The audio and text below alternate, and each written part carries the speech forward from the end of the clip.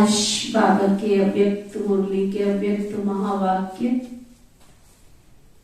18/5/69 18/5/69।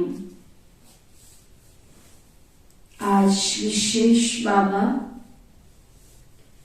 रूहानी ज्ञान योग के ज्योतिषी के विषय में बता रहे हैं कि कौन कौन बाबा के बच्चे जो रूहानी ज्योतिषी की भूमिका निभा सकते हैं, क्या क्वालिटी होगी उनकी। आप सभी ने बुलाया या बाप दादा ने आप सभी को बुलाया है, बाबा पूछ रहे हैं। किसने किसको बुलाया है? जो बच्चे बाप के कर्तव्य में निमित्त बने हुए हैं, अंडरलाइन करना, जो बच्चे बाबा के कर्तव्य में निमित्त बने हुए हैं, उन्हों को ये बात हर वक्त याद रखनी है कि हमें हर समय हर हालत में एवर रेडी और ऑलराउंड होना है। हर परिस्थिति में, हर सिचुएशन में एवर रेडी और ऑलराउंड रहना है। देखो बाबा ने हमारी निमित्त दादियों को, जहां तक हम दादियों के अनुभव सुनते हैं तो दादियां कितने प्यार से, निर्मल शांता दादी जी की बात याद आ गई।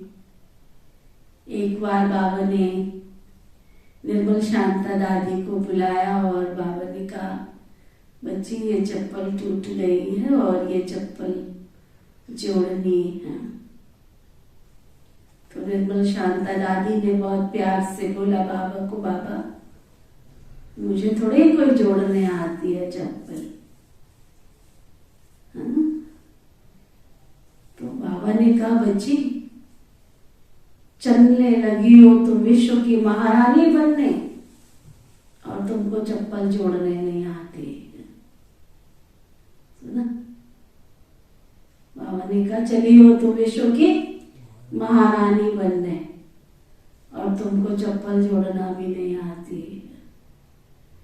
तो बाबा ने चप्पल बनाना सिखाया। यज्ञ में जो भाई बहन चप्पल पहनते थे, वो चप्पल पता किसकी बनाई थी? शुरू शुरू में जो टायर होते हैं, जो रिजेक्टेड टायर होते हैं, उनको कटिंग करके उसकी चप्पल, है ना। जिस यज्ञ में आज हम बैठे हैं, इस यज्ञ में हमारी दादियों ने, यज्ञ वत्सों ने जो कुर्बानी दी है ना, उनका ऋण तो हम 100 जन्म ले तो भी नहीं चुका सकते। ऐसे बाबा ने सबको ऑलराउंडर बनाया। निर्मल शांता दादी एक बार बस खराब हुई तो बाबा ने कहा, चलिए वो विश्व की महारानी बनने, गाड़ी ठीक करना भी नहीं आता है। तो खुद दादी जो है गाड़ी को ठीक कर लेती थी, बस को ठीक कर लेती थी, गाड़ी ड्राइव कर लेती थी उस जमाने में। आप सोचो। और जिस निर्मल शांता दादी को बाबा ने फूलों की तरह से पाला, जब वो छोटी थी तो उसकी पेस्ट भी आया लगाया करती थी। कपड़े पहनाने वाली अलग, निराने वाली अलग, खिलाने वाली अलग, ऐसी राजकुमारियों की तरह से पली हुई हमारी निर्मल शांता दादी, जिसने कभी एक ज्वेलरी दोबारा नहीं डाली। जो भी ज्वेलरी बनती थी बाबा उनको पहले, सबसे पहले निर्मल शांता दादी को पहनाते थे। कितने नाज नखरों से पली थी हमारी दादियां। और जब बाबा की बच्ची बनी तो कैसे याद आ गई आज दादी।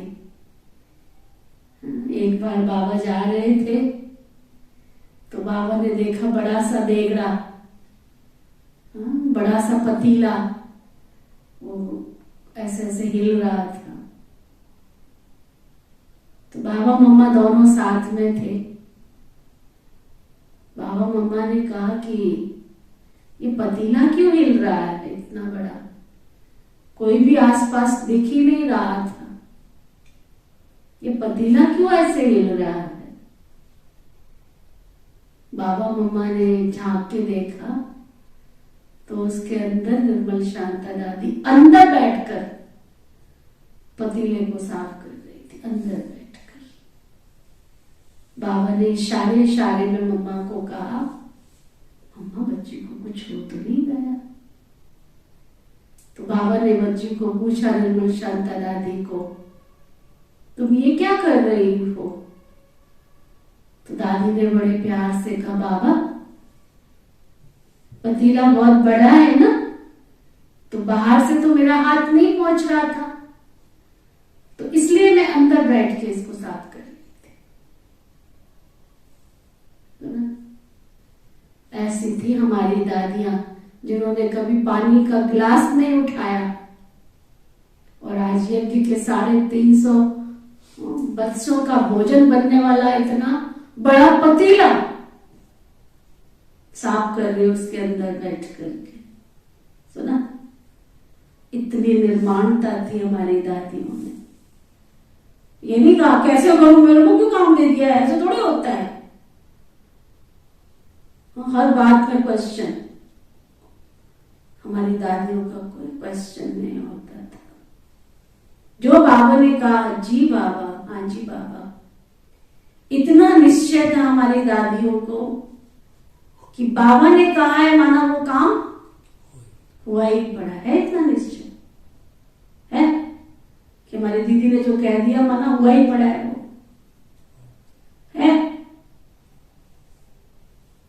वो बाबा सिखा रहे हैं। सुनो, जो बच्चे बाप के कर्तव्य में निमित्त बने हुए हैं उनको हर बात हर वक्त याद रखनी है कि हमें हर समय हर हालत में एवर रेडी और ऑलराउंड होना है। अगर ये दो बातें सभी में आ जाएं तो सर्विस का सबूत श्रेष्ठ निकल सकता है। लेकिन नंबरवार पुरुषार्थ अनुसार ये बातें हैं। आप निमित्त बने हुए बच्चों को ये स्लोगन याद रखना चाहिए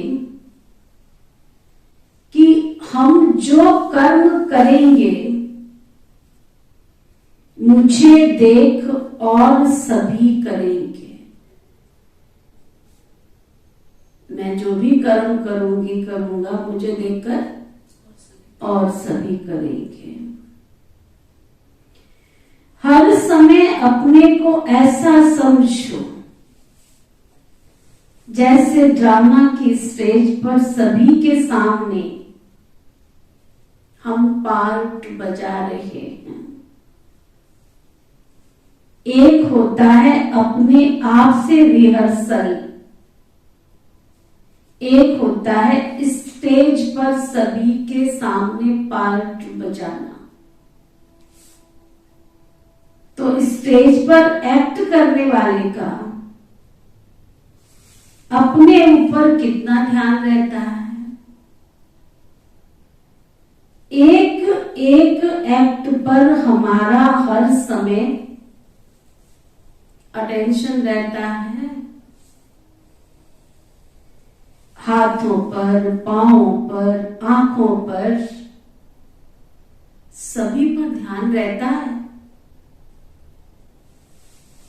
अगर कोई भी बात नीचे ऊपर होती है तो एक्टर के एक्ट में शोभा नहीं देती है। तो ऐसे अपने को समझकर चलना है। 3 मिनट का रिकॉर्ड जब भरते हैं तो कितना ध्यान देते हैं। रिकॉर्डिंग चलती है तो कितना ध्यान देते हैं, कितना ध्यान देते हैं। आप सभी भी अपने 21 जन्मों का रिकॉर्ड भर रहे हो, तो भरते समय बहुत ध्यान रखना है। रिकॉर्ड में जरा भी नीचे ऊपर हो जाता है तो वह रिकॉर्ड हमेशा के लिए रद्द हो जाता है। तुम्हारा भी 21 जन्मों के लिए सतयुगी राजधानी का जो रिकॉर्ड बनता है तो वह रद्द ना हो जाए। बाबा के घर में भी हम आ रहे हैं और फिर सतयुग में भी ना जा पाए, हम सतयुग में देव पद भी प्राप्त ना कर पाए, रद्द हुआ तो फिर दूर हो जाते। कितनी गहरी बात बाबा बता रहे। बाबा के घर में आए, कौन सा पुण्य था जो हमें खींच कर यहां ले आया, और कौन से ऐसे कर्म हो गए जो भगवान ने यहां से दूर कर दिया। अपने कर्म उनको खींच कर ले गए जो भगवान के दर पे दोबारा शक्ल भी नहीं दिखा सकते, शक्ल भी नहीं दिखा सकते। 21 जन्मों के लिए लकीर लग गई उस पर, सोचो जरा। तो बाबा कहते कहीं ऐसा कर्म ना हो जाए जो तुम भगवान से फिर नजरें भी ना मिला पाओ। रद्द हुआ तो फिर दूर हो जाते। तो ये सोचना चाहिए ना, हमारे हर कर्म के ऊपर सभी की आंख है। एक्टर्स जब देखते हैं कि हमको सभी देख रहे हैं तो खास अटेंशन रहता है। कोई देखने वाला तो नहीं है तो अलबेलापन रहता है। जब देखते हैं कोई नहीं देख रहा तो अलबेले हो जाते हैं। तो हमेशा समझना चाहिए हम भले अकेलेपन में कुछ करते तो भी सृष्टि के सामने हैं, है ना। अकेले में कुछ करते हो तो भी सृष्टि के सामने हैं। सारी सृष्टि की आत्माएं चारों ओर से हमको देख रही हैं। इस संसार में हमारे छिपने की कोई जगह ईश्वर ने नहीं बनाई है। अगर एक एक फूल ऐसा संपूर्ण और सुंदर हो जाए तो इस बगीचे की खुशबू कितनी फैल जाती है, लेकिन क्यों नहीं फैलती? उसका कारण क्या है बाबा पूछ रहे हैं। ऐसी डिवाइन खुशबू क्यों नहीं फैलती, उसका कारण बाबा पूछ रहे हैं। हम आ भी रहे हैं बाबा के घर में, पुरुषार्थ भी कर रहे हैं, फिर भी हमारी दिव्यता, हमारी चरित्रता वातावरण में फैल नहीं रही है। उसका कारण बाबा पूछ रहे हैं। तो जरूर साथ साथ कहां कहां बीच में और बातें भी आ जाती है। भले खुशबू कितनी भी हो, लेकिन खुशबू से भी जल्दी फैलने वाली बदबू होती है, जो जरा सी बात सारी खुशबू को समाप्त कर देती है। अविनाशी खुशबूदार, जिसको सदा गुलाब कहते हैं। अविनाशी खुशबूदार, जिसको सदा गुलाब कहते हैं। एक होता है सदा गुलाब और दूसरा होता है गुलाब और तीसरा होता है रूहे गुलाब। पहला नंबर है रूहे गुलाब। वह रूह की स्थिति में स्थित रहता है। बाबा रूहे गुलाब की निशानी बता रहे हैं कि जो रूहे गुलाब वाली क्वालिटी वाली आत्मा होगी ना, तो वो कौन सी स्थिति में रहेगी? आत्मिक स्थिति में रहेगी, रूह की स्मृति में रहेगी और रूहानी रूह के हमेशा नजदीक रहेगी। ऐसे हैं रूहे गुलाब।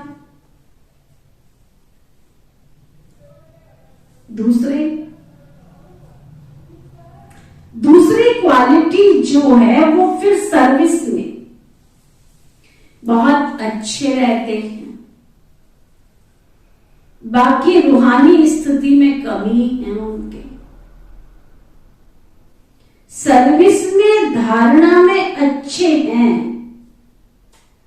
संस्कार शीतल हैं। खुद अपने को क्या समझते हो? किस नंबर का फूल समझते हो? कांटे तो यहां हो ही नहीं सकते। बाबा कांटे की बात नहीं कर रहे, यहां रूहे गुलाब, सदा गुलाब और गुलाब की बात कर रहे हैं बाबा।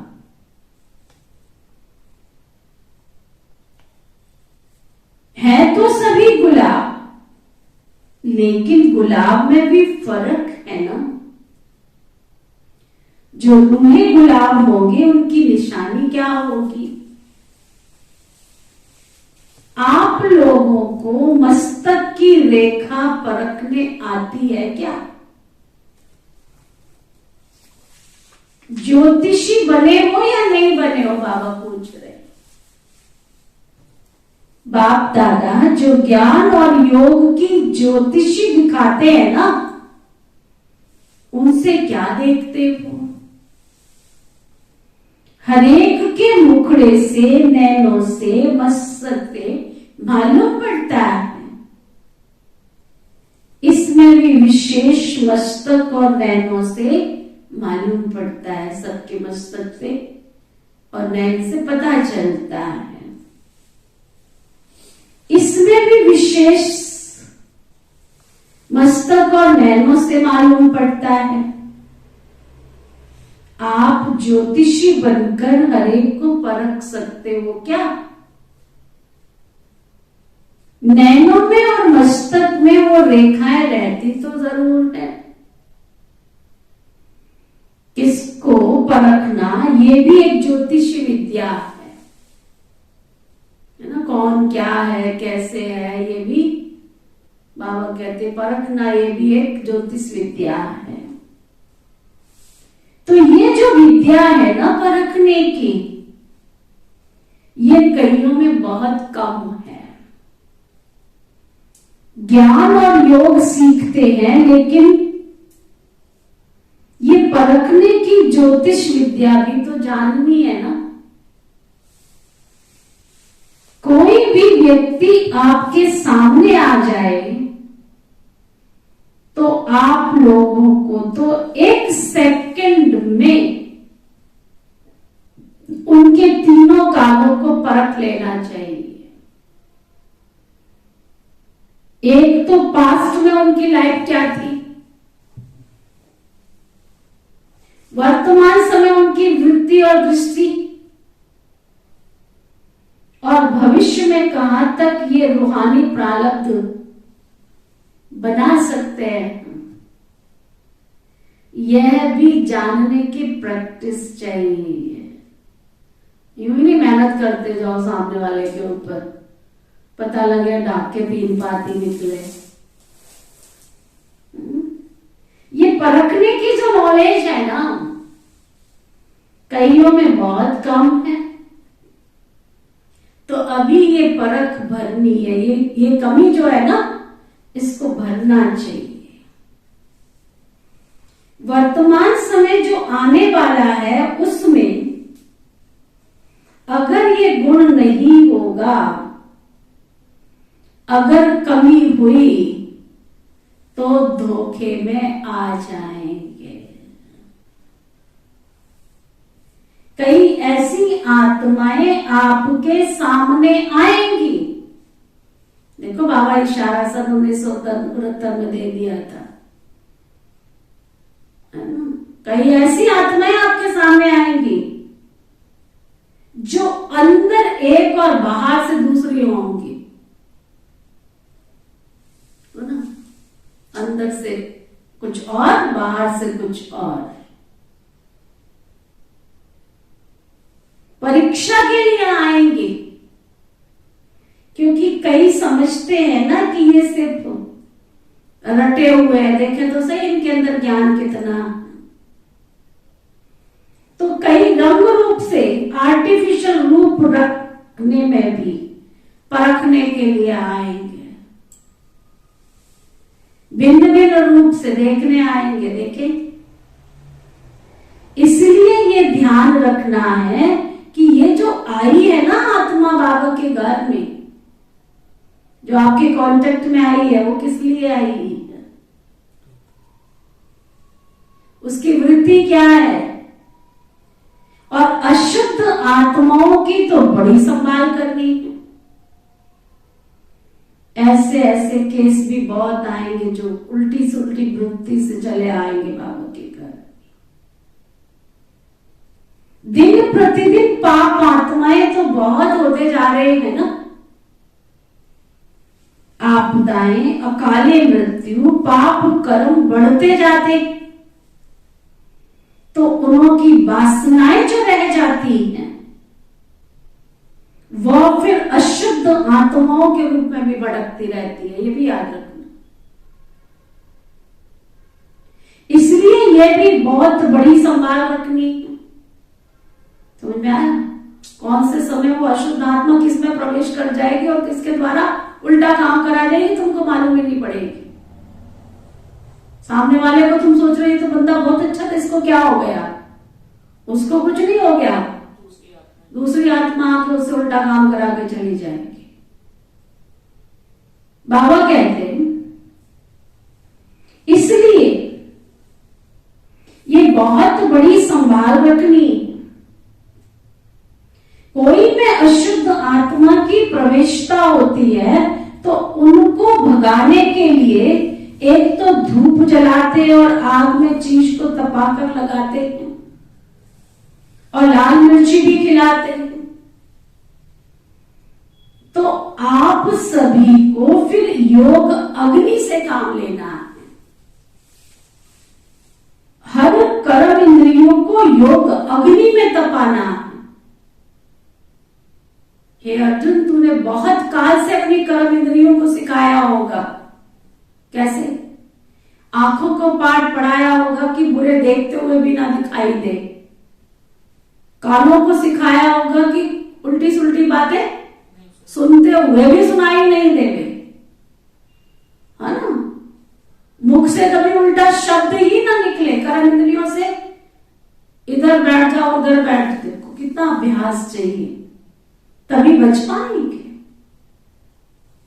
बाबा कहते तो आप सभी को फिर योग की अग्नि से काम लेना है। हर कर्म इंद्रियों को योग अग्नि में तपाना है, फिर कोई वार नहीं कर सकेंगे। थोड़ा भी कहां ढीलापन हुआ, कोई भी कर्म इंद्रिय ढीली हुई तो तो फिर प्रवेशता हो सकती है। सुना, तुम ये ना सोचना मैं बाबा का बच्चा हो गया, बन गया तो बाबा मुझे बचा के रख लेगा। बाबा नहीं बचाने वाला। आंखों को पढ़ाना पड़ेगा कि इस आंख के अंदर दूसरी चीज कोई आ जाए ना सामने तो मुझे दिखाई नहीं दे रही है बाबा के सिवाय। मेरी आंखों में कोई आंखें डाल के देखे ना तो उसको जलता हुआ जागती ज्योत शिव बाबा दिखाई दे कि इसकी आंखों में तो भगवान बैठा है। कोई उल्टी बातें सुनावे ना दीदियों की, बाबा की दुनिया की, बाबा के घर की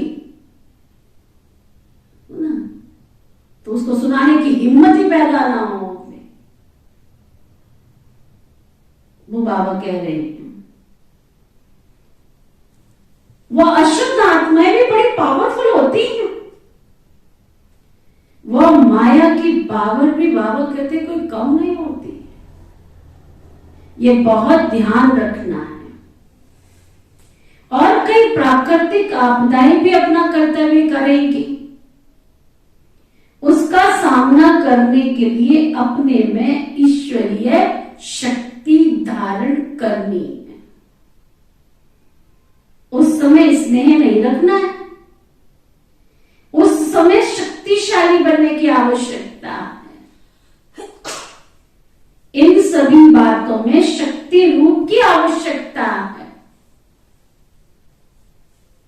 किस समय स्नेह मूर्त और किस समय शक्ति रूप बनना है ये भी सोचना है। इन सभी बातों में शक्ति रूप की आवश्यकता है। अगर कोई ऐसा आया और उनको ज्यादा स्नेह दिखाया तो तुम्हारा नुकसान हो सकता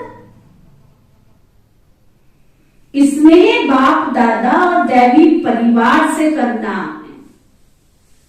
बाकी सभी से शक्ति रूप से सामना करना है। कई बच्चे गफलत करते हैं जो उन्हों के स्नेह में आ जाते हैं